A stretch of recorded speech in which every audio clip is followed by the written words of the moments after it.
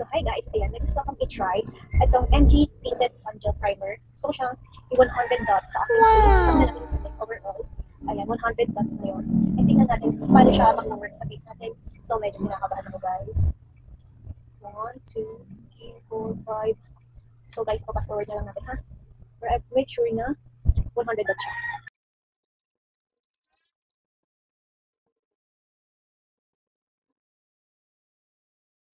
Ayan guys, lagpas 100 dots na yan. So, kinakabahan ko. And let's try kung ano naman nangyayari sa face natin. Kung maganda ba yung palalabasin. Ooh. Guys, nakakita din yan.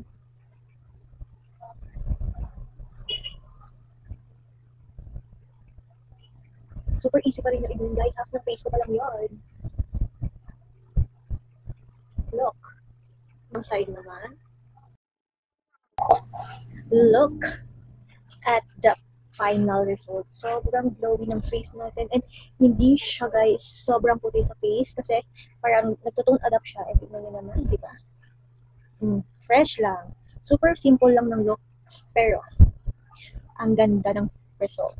Kaya guys, i-try nyo na rin tong underrated MG Tinted Sun Gel Primer na meron ng SPF 50 PA++. UVA and UVB protection na rin po siya. Ayan, diba? Fresh lang.